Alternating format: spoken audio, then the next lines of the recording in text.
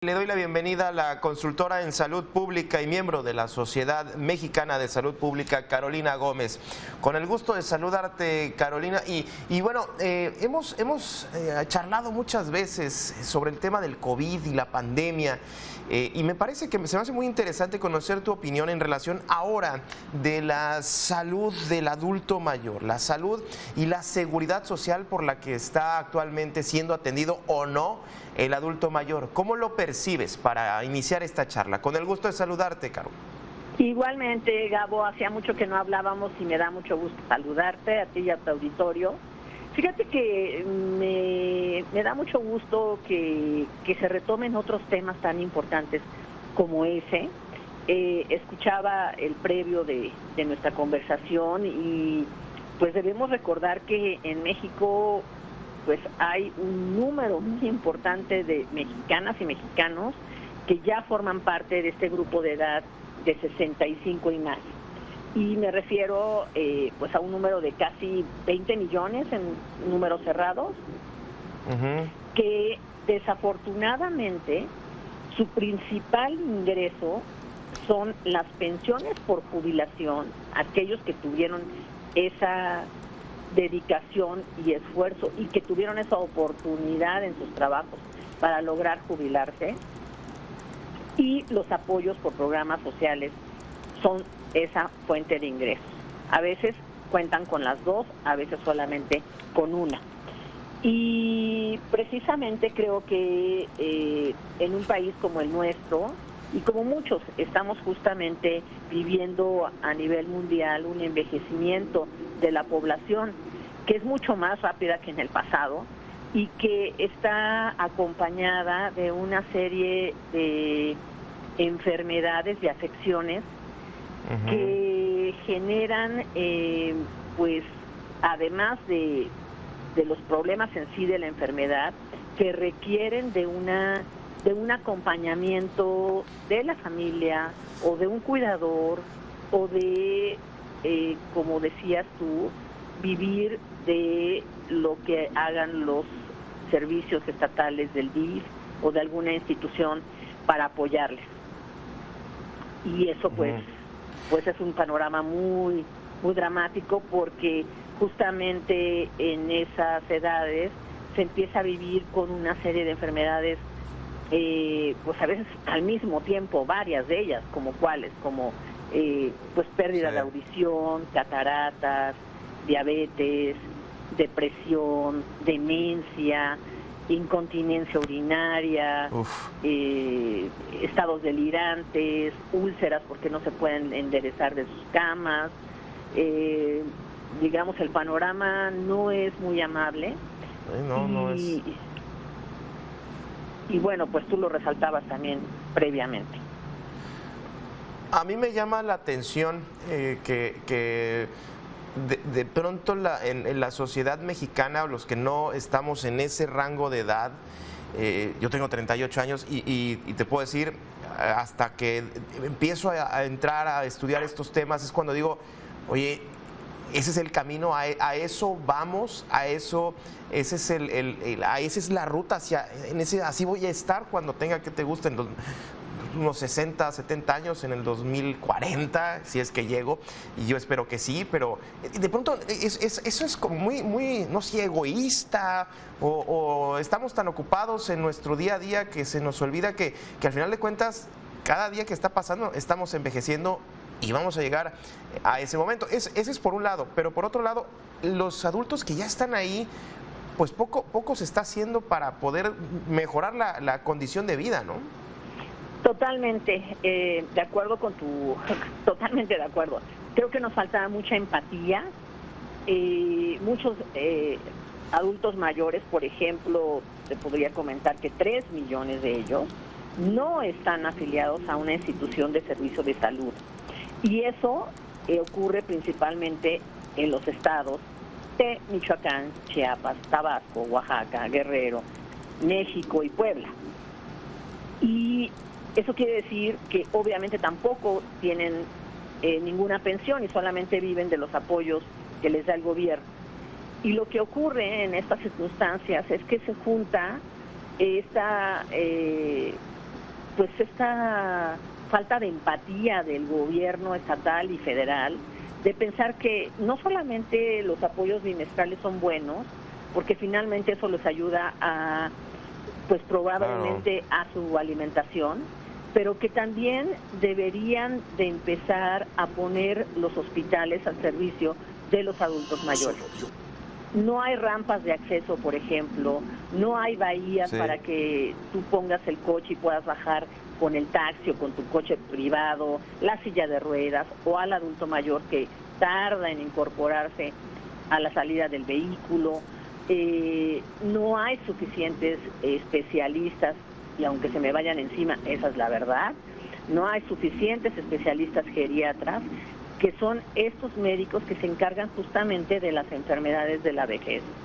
Y tampoco hay la paciencia ni la disposición del personal de salud para orientarlos. Te lo digo porque acabo de estar con mi mamá hace unos días, que estuvo internada varios días aislada por COVID, y cuando ya finalmente la pude ir a sacar de ahí, pues te tratan como si, o sea, los tratan como si fueran pues un objeto al que, pues no importa que te hagan esperar ahí, ¿verdad? Parado, sentado, en la cama, ¿entiendes? O sea, si no hay una persona que los atienda y los acompañe, es muy complicado para ellos siquiera salir de sus casas, olvídate ya llegar al hospital, porque muchos de ellos no viven como en las ciudades ni en las cabeceras municipales.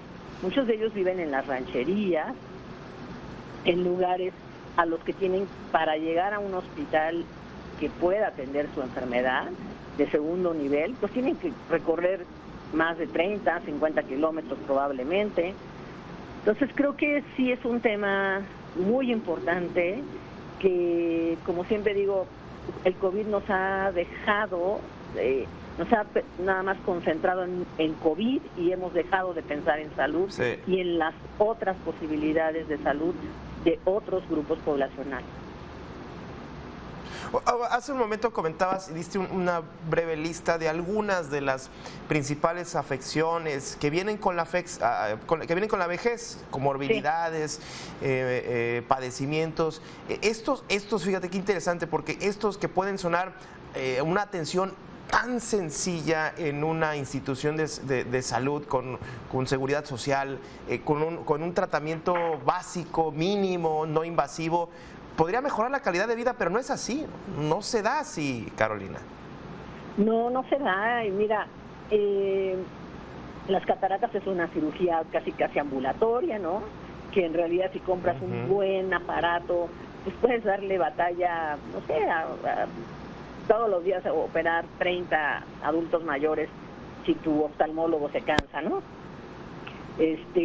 Pero pues eso es por mencionar un ejemplo, la diabetes. O sea, los médicos generales deberían de recibir capacitación para poderle dar seguimiento a los pacientes con diabetes. Y la depresión es un síntoma muy, muy característico de los adultos mayores, porque se sienten solos, nadie quiere ir a verlos, nadie habla con ellos, prefieren ellos ya no salir porque solos o usan un bastón o usan una silla de ruedas. Las ciudades como esta en las que vivimos, en la Ciudad de México o donde tú vives, estoy segurísima que las banquetas no permiten que los adultos mayores puedan salir en su silla de ruedas solos.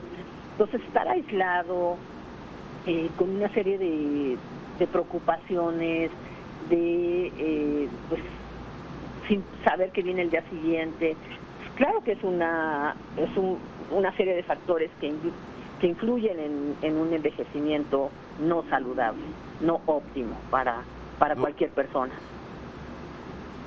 Oye, ese término que pones en la mesa, un envejecimiento no saludable, ¿qué calidad de vida podemos llegar a tener cuando ya estamos en ese rango de edad? Y si todavía estamos envejeciendo mal, que nos alimentamos mal, no hacemos ejercicio, qué sé yo, sufrimos, tenemos secuelas de COVID, qué sé yo, pues ya tener un envejecimiento no saludable, yo creo que inclusive hasta más gasto del propio Estado y de las propias familias, Sí, siempre hemos dicho que que más vale prevenir que gastar después miles de millones, ¿no?